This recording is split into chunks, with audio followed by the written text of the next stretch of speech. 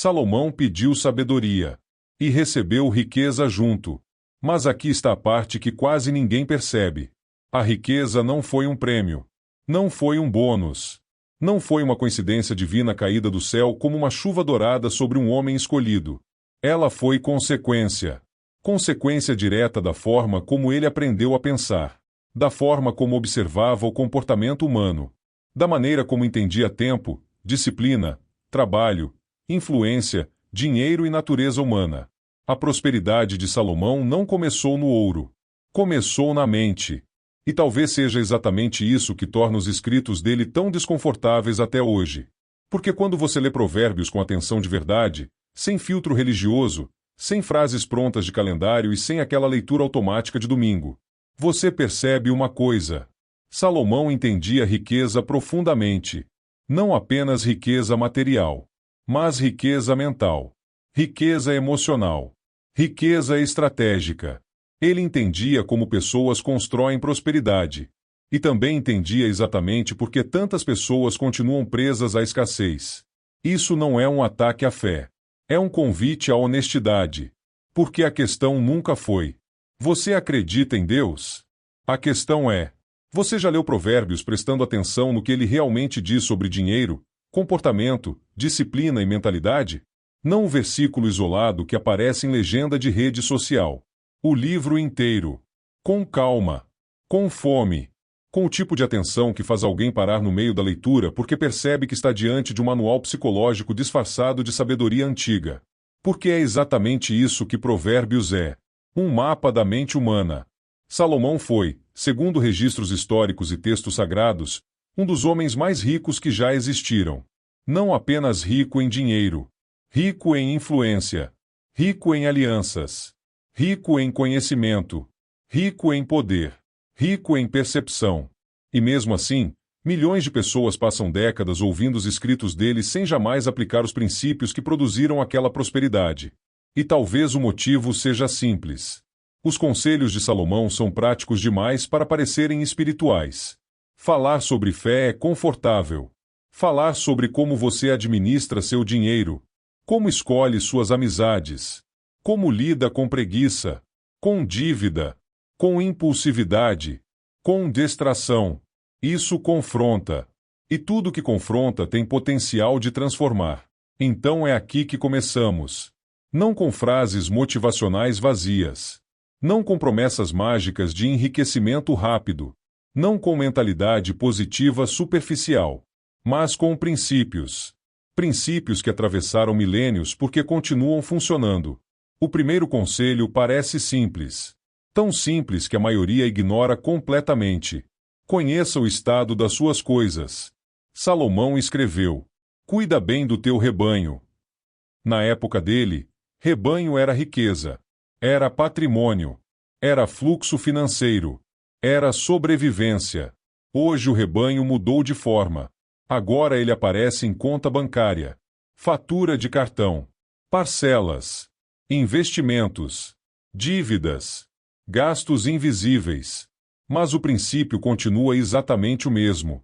Preste atenção no que você possui, não no que você imagina possuir, no que você realmente possui. E aqui acontece algo curioso. A maioria das pessoas não vive em caos financeiro por falta de dinheiro. Vive por falta de consciência. O dinheiro entra e desaparece. A pessoa trabalha o mês inteiro, sente que produziu, sente que merecia estar avançando, mas nunca sabe exatamente para onde tudo foi. E quanto menos clareza existe, mais ansiedade aparece. Existe um fenômeno psicológico chamado efeito avestruz. Quando a situação financeira começa a gerar desconforto, o cérebro evita olhar. Você para de abrir o aplicativo do banco. Ignora boletos. Empurra decisões financeiras para depois. Porque olhar dói. Mas Salomão entendia algo milhares de anos antes da psicologia moderna. Quem não observa o próprio rebanho eventualmente perde o rebanho. Riqueza exige atenção. O primeiro passo da prosperidade não é ganhar mais. É enxergar melhor. Porque você não consegue construir estabilidade sobre uma realidade que se recusa a encarar.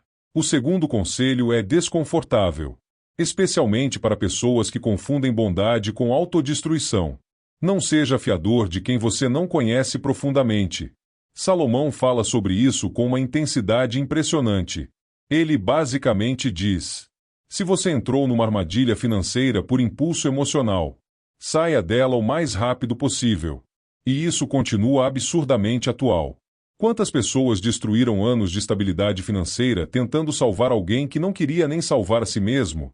A maioria das tragédias financeiras começa com frases aparentemente inocentes. Pode colocar no meu nome. Eu confio em você. É só uma ajuda. E então a vida acontece. O negócio dá errado. A dívida sobra. A amizade acaba. E quem tentou ajudar acaba afundando junto. Salomão não estava ensinando egoísmo. Ele estava ensinando discernimento. Existe diferença entre ajudar alguém e se destruir junto com alguém. Você pode apoiar, orientar, ajudar dentro dos seus limites. Mas transformar sua estabilidade em garantia da irresponsabilidade alheia não é amor. É culpa emocional disfarçada de generosidade. E pessoas emocionalmente manipuláveis raramente prosperam financeiramente. O terceiro conselho talvez seja o mais ignorado da modernidade. Observe a formiga. Parece infantil. Parece simples. Mas é uma das ideias mais profundas de Provérbios. A formiga trabalha sem supervisão. Ela não depende de motivação constante. Não depende de inspiração. Não depende de alguém mandando. Ela entende ciclos. Ela entende que existe um tempo de plantar e um tempo de sobreviver ao inverno. E aqui está uma verdade que muita gente não quer ouvir. Disciplina é superior à motivação. Motivação é emocional. Disciplina é estrutural. A maioria das pessoas espera sentir vontade. Pessoas sábias constroem sistemas.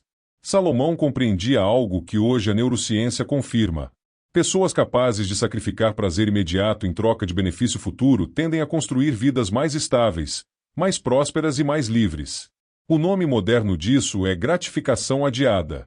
Salomão chamava apenas de sabedoria. E talvez esse seja um dos maiores problemas da geração atual. As pessoas querem resultados de inverno com esforço de verão interrompido a cada distração. Querem prosperidade, mas não suportam constância. Querem liberdade financeira, mas vivem emocionalmente sequestradas por impulsos momentâneos. E riqueza raramente floresce em mentes impulsivas. O quarto conselho é brutalmente realista. Escolha suas companhias com cuidado.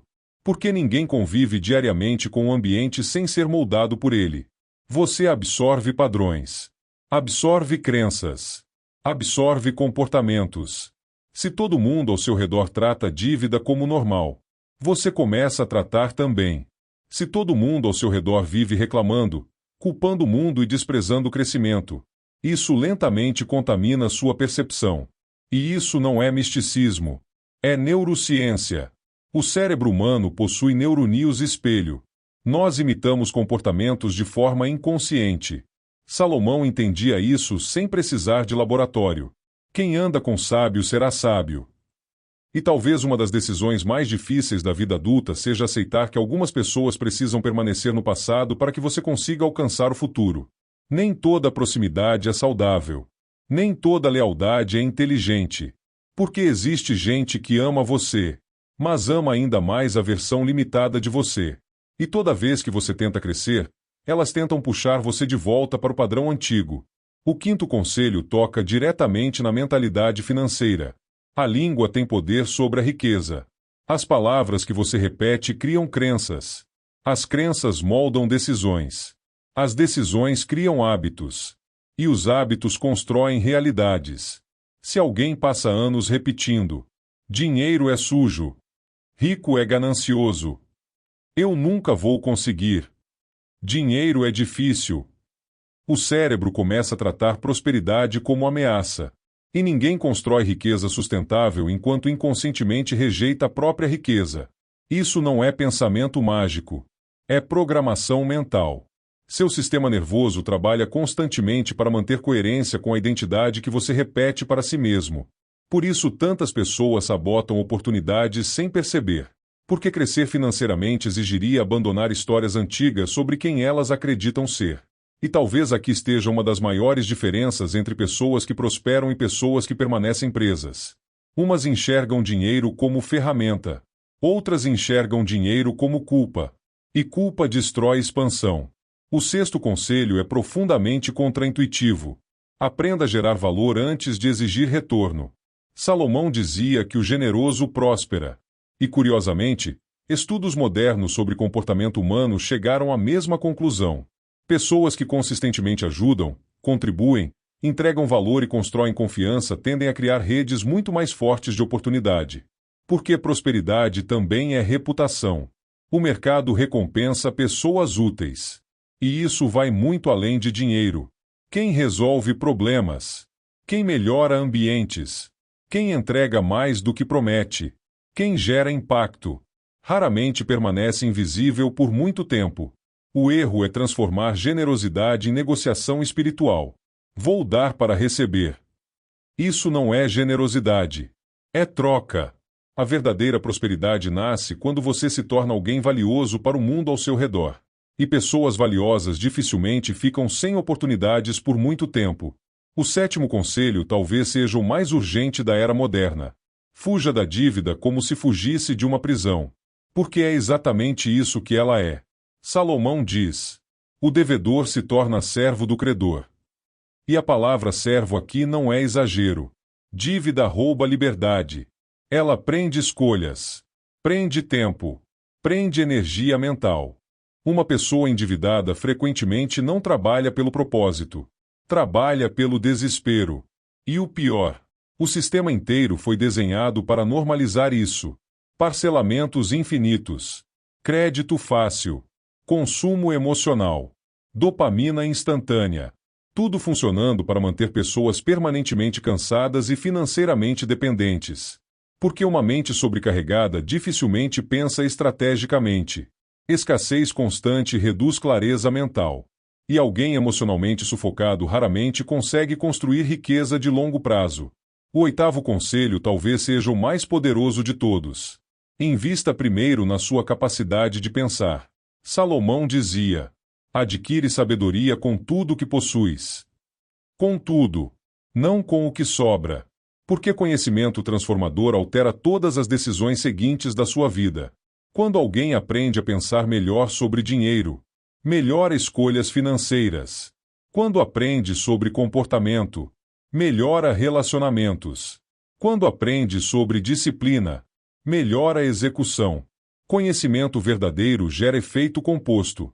Mas existe uma diferença enorme entre consumir informação e integrar sabedoria. Hoje as pessoas assistem vídeos o dia inteiro, escutam podcasts, compram cursos, leem frases motivacionais e continuam vivendo exatamente igual. Porque informação sem aplicação vira entretenimento intelectual. Sabedoria só existe quando o comportamento muda. O nono conselho destrói uma ilusão muito moderna. Excelência importa mais do que aparência. Salomão dizia que homens habilidosos serviriam diante de reis. Não homens barulhentos. Não homens populares. Habilidosos. Existe uma obsessão moderna por visibilidade. As pessoas querem parecer bem antes de se tornarem boas. Mas no longo prazo, competência verdadeira sempre se destaca. Porque imagem pode chamar atenção. Mas só excelência sustenta respeito. E excelência leva tempo. Leva repetição. Prática. Erro. Refinamento. Não existe atalho real para competência profunda. O mundo atual recompensa velocidade. Mas a vida continua recompensando profundidade. E finalmente chegamos ao 10º conselho. O fundamento de todos os outros. O temor ao Senhor é o princípio da sabedoria. Mas aqui temor não significa medo irracional. Significa reverência. Significa reconhecer que existe uma ordem maior do que seus impulsos momentâneos. Significa entender que ações possuem consequências. Que caráter importa.